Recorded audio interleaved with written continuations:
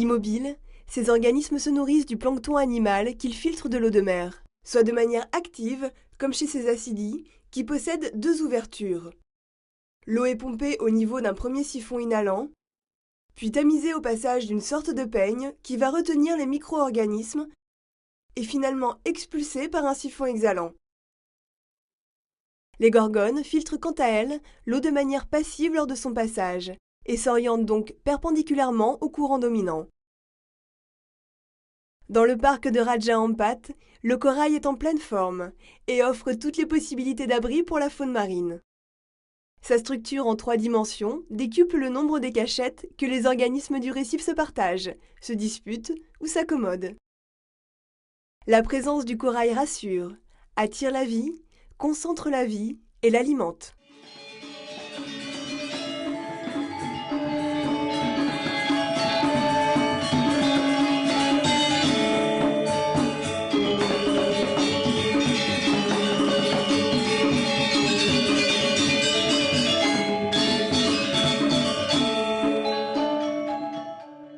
Dans les récifs de Raja Ampat, tous les maillons de la chaîne alimentaire sont pleinement représentés. Depuis les holothuries, ou concombres de mer, qui se nourrissent de la matière organique enfouie dans les sédiments, jusqu'aux prédateurs, comme les requins ou cette carangue. Tous ces organismes ont un rôle clé et participent à l'équilibre général de cet écosystème.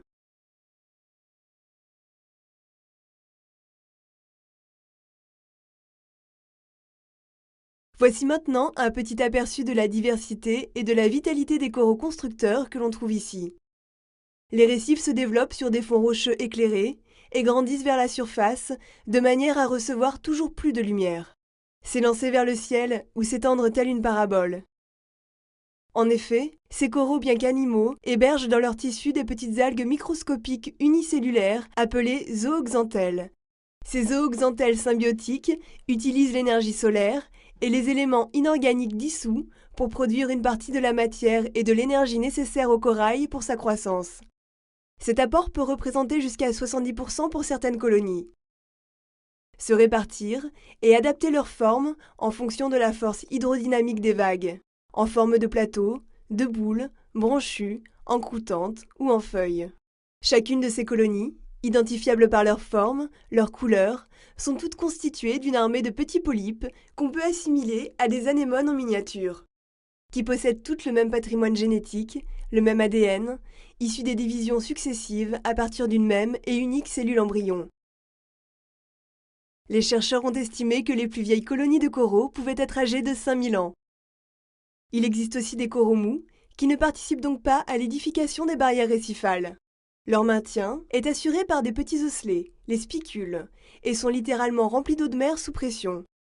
Ces coraux sont alcyonnaires, par opposition aux coraux durs que l'on nomme scléractiniaires. Tous deux appartiennent au grand embranchement des cnidaires, qui signifie ortie de mer, car ils sont dotés de cellules urticantes.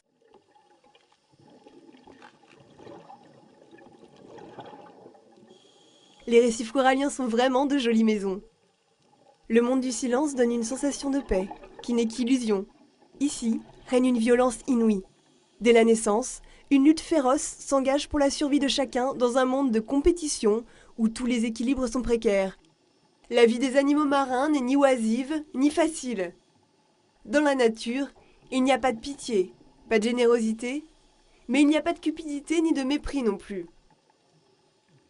Dans cette mégalopole sous-marine, la concentration de vie est telle que pour espérer exister, survivre et assurer sa descendance, les habitants du récif ont dû apprendre à s'organiser.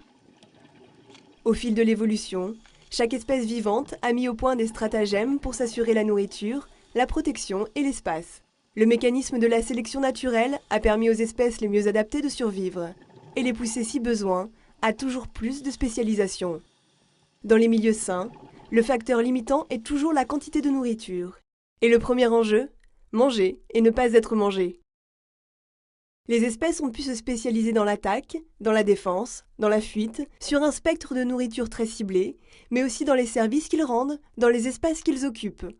Le mécanisme de la sélection naturelle est constant, s'affine perpétuellement, tend à isoler des populations et leurs gènes, et de cette manière contribue encore de nos jours à créer de la biodiversité. Toutes ces stratégies sont omniprésentes dans les récifs si riches de Raja Ampat, car les espèces vivent aux côtés de leurs prédateurs. L'un de ces requins tapis se cachait tout à l'heure derrière le banc de milliers de petits poissons de verre.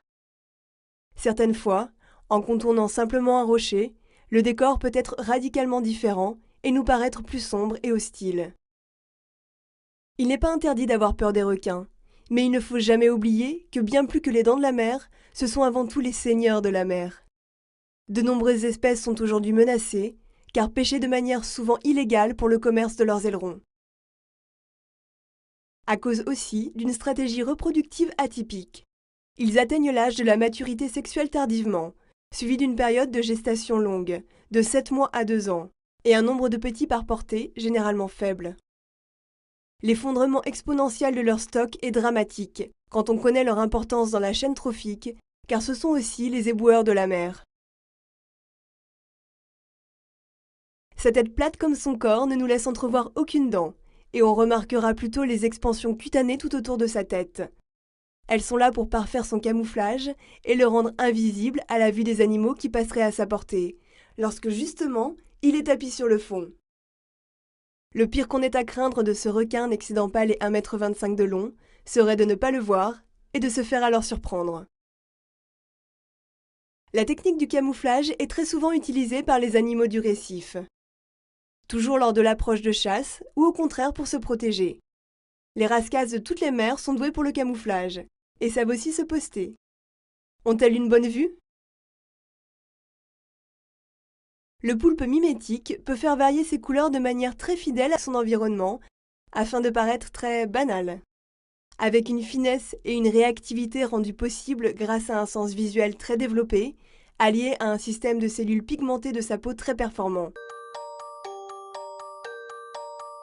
Cette petite crevette tente de se fondre sur l'algue où elle se cache, recherchant ainsi protection et tranquillité.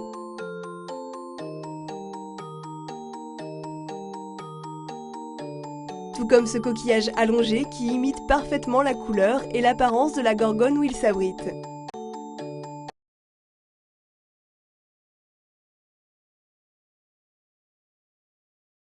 Un autre moyen de passer inaperçu, c'est d'être transparent, tout simplement. Bien joué la crevette! Et encore bien joué, car elle mise aussi sur le travail d'équipe. À l'abri des prédateurs, entre les tentacules urticantes de l'anémone, pas pour elle en tout cas, protégée par sa carapace de chitine. La relation avec le poisson clown est moins évidente et tient davantage à de la simple colocation ou du voisinage. En effet, bien souvent, la solution tient dans l'association.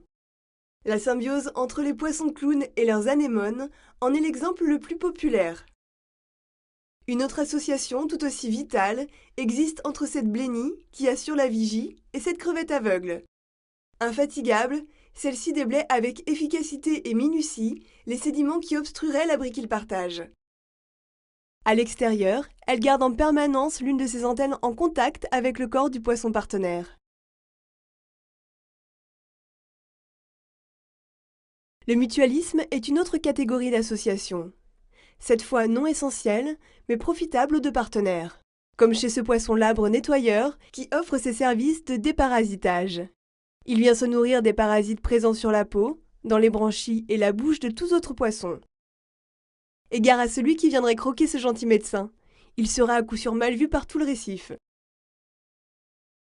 L'association peut aussi se faire en famille. Très souvent, les bancs sont constitués d'organismes de même âge et donc approximativement de même taille. Comme pour ces jeunes poissons demoiselles qui se réfugient dans les branches du corail à la moindre alerte. Rester groupé permet de ne paraître qu'un, et donc plus gros, dans un but dissuasif. Dans le cas d'une attaque, cela permet de semer le trouble chez les prédateurs, qui auraient alors du mal à se concentrer sur une même proie. Ce groupe monospécifique de gatrins rubans tolère aussi la présence dans leur formation de deux autres poissons. Un autre gatrin à bande diagonale et un louchan noir. Ce groupe d'une trentaine d'individus et d'une longueur moyenne de 40 cm reste placide et ne semble pas perturbé par mon approche.